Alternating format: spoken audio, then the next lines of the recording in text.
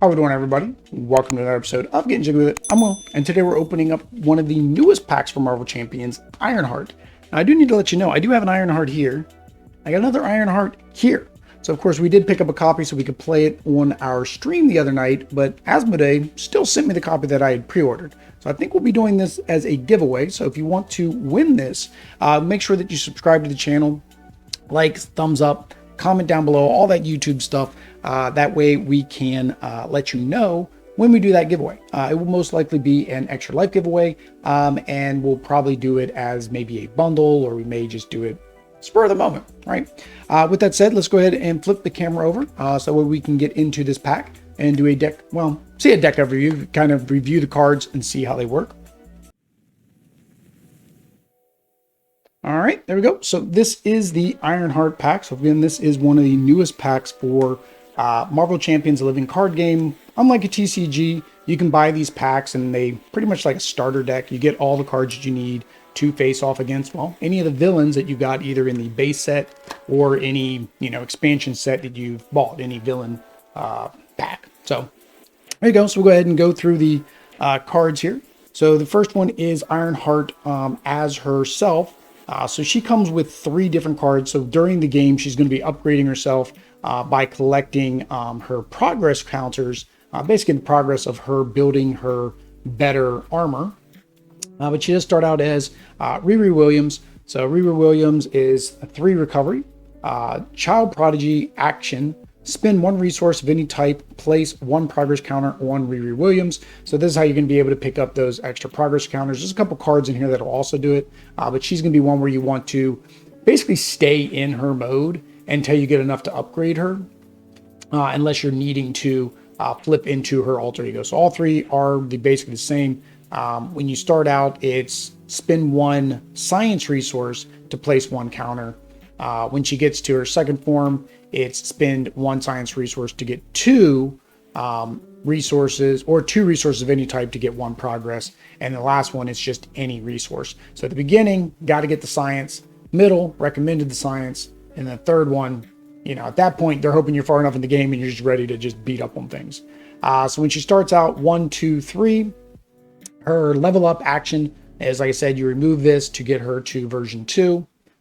Version 2 here goes to 2, 2, 3, so 1 more thwart. Same thing, remove 6 counters to ready her, give her a tough status card, and then swap her to version 3. So this one, that one you don't get any bonus.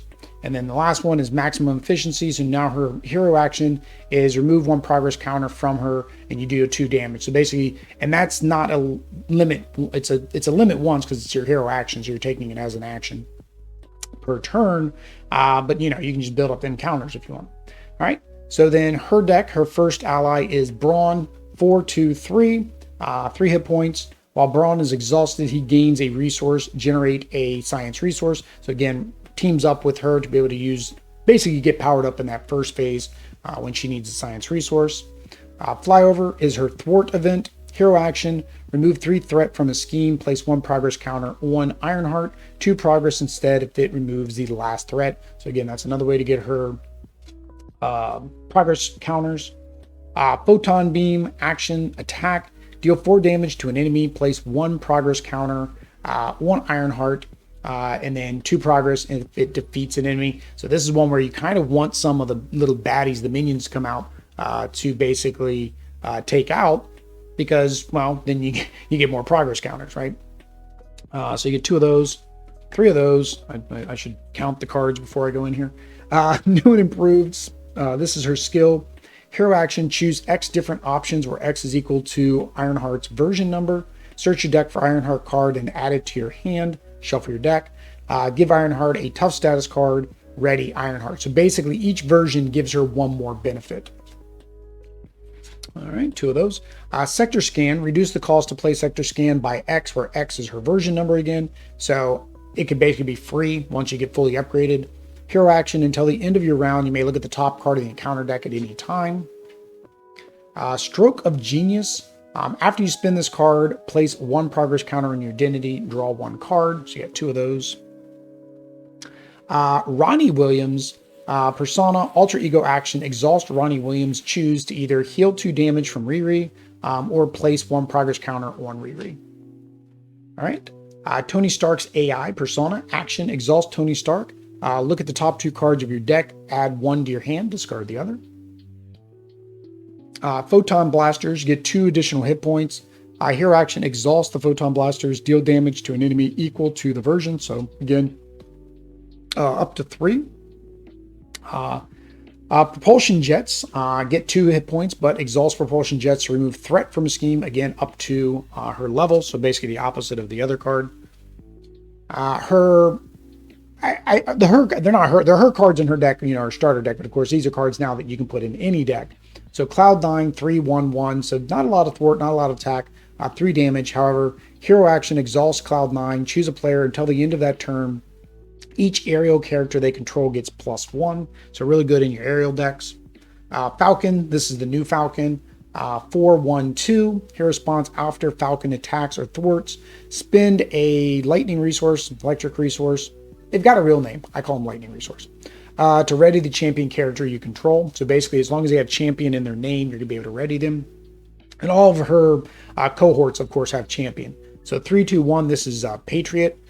Hero response after Patriot enters play, choose a champion character. That character gains +1 to each of its basic powers until the end of the round. So again, champion, very base deck. So kind of want to team this up with other champion characters. Go all out requirement, electric. When paying for this resource, you have to pay for the listed with the resource. It is an attack. Exhaust your hero, deal damage to an enemy equal to the total of your hero's thwart, attack, and defense. So basically uses all 3 of your stats for your basics.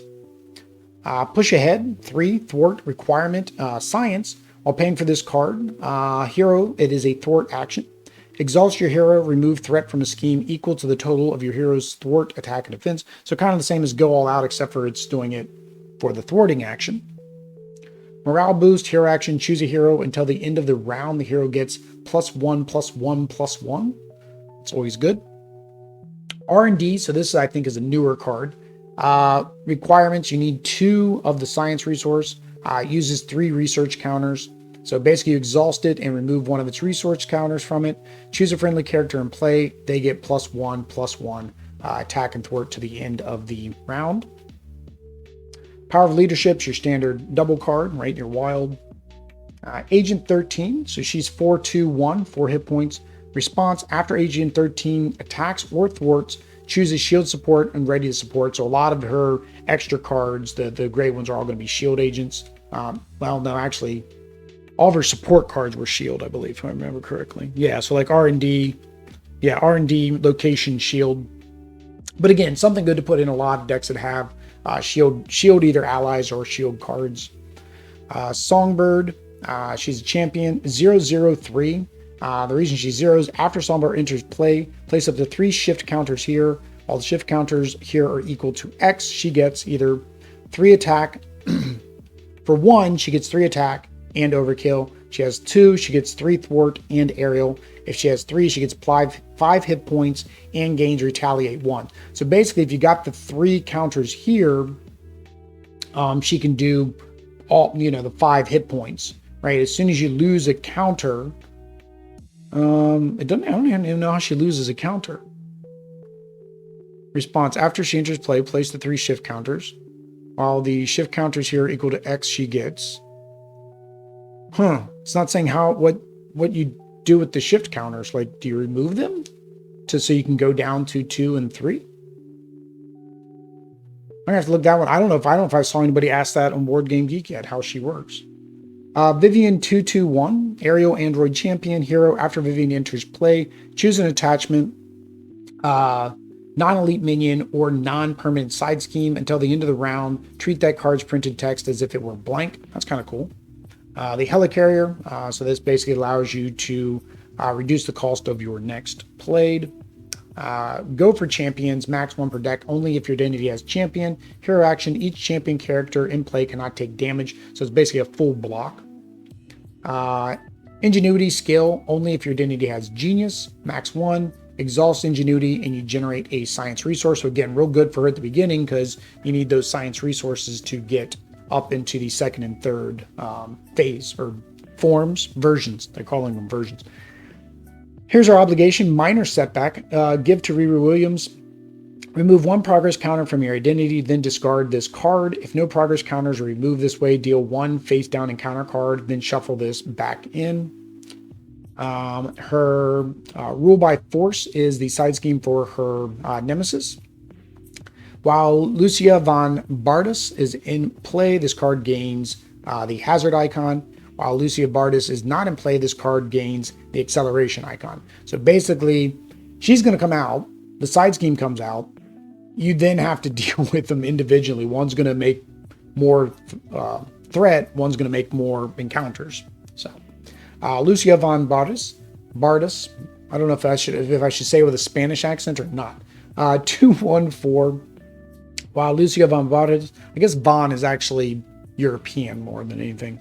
Has a tough status card. She gets one scheme, one attack. Force response after the villain phase ends, give her a tough status. So she's going to continue to get tough status cards. That is nasty. Cyborg tech, attach to a minion with the most traits. If you cannot, it gains surge. Attached minion gets +3 hit points and retaliate, +1 attack. If it comes out as a boost, deal this card to yourself as a face down encounter card. So basically it's going to get attached anyways. Just a matter of when. And if it doesn't attach, you get surge. Political retribution revealed. If Lucia is in play, she schemes. If rule by force is in play, place 3 threat on it. If neither is in play, this card gains surge. And she's got 2 of those. All right, so that's the end of her deck that as it comes. These, of course, are the extra cards that you can always add into the deck if you want to go with one of the different aspects or just mix into any of your other decks. It also comes with one additional module. So this is one of the first packs where they added an additional module that now can be added into any gameplay. I like that. I think to a degree they've saturated how many cards they have overall. So I think having these little extra modules in the back are a nice way to give you a little bit more variety when you pick up a hero pack. So Bombshell, so it is Lana Baumgartner. So of course they put the name here just in case they bring out her mother. 4, 2, and 3, champion 3. Play only if your identity has champion. Divide damage from Bombshell's attacks among enemies as evenly as possible. You have Wasp, and this one is Nadia Van Dyne, which is the same Wasp pack that we got. I don't know if we'll ever get the regular Wasp or not. 2, 2, 1, 3. Play only if you have champion. Wasp ignores the guard keyword and on crisis tokens. All right. Pinpoint, which is Karishi Gupta. 2, 1, 2, 2 hit points. Play if you have champion. Here and up, when you play a card, will be placed into the discard pile. From play, exhaust, and then shuffle it into your deck instead. So that's kind of nice. All right. Zaz is the special module, right? So it's just another villain to attach to her. Try to make sure I get things off here. It is focusing better because I went.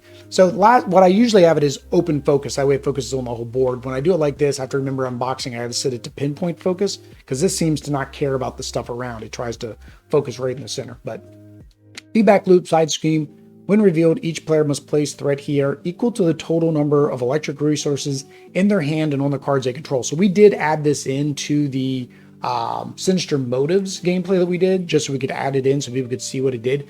This is fun because you really have to think about those resources, right? And whether you've got them in your hand, whether you have them down. Now, of course, some characters don't have a lot of resources that have the lightning.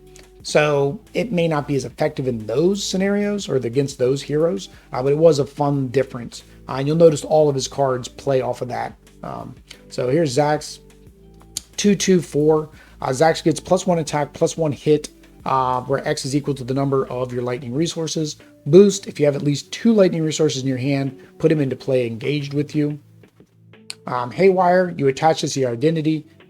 Treat the printed resource of each card in your hand as if they were lightning. So now this compounds on those other ones.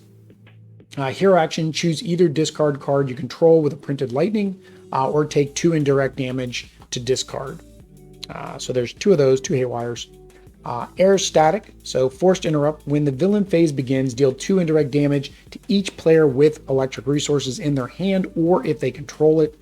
Hero action, choose either to discard a card from your hand with a printed resource or take 2 damage to discard this card. So technically you're going to take the indirect damage anyways, and if you don't have any allies out there, you'd rather just go ahead and take the 2 damage ahead of time to get rid of it.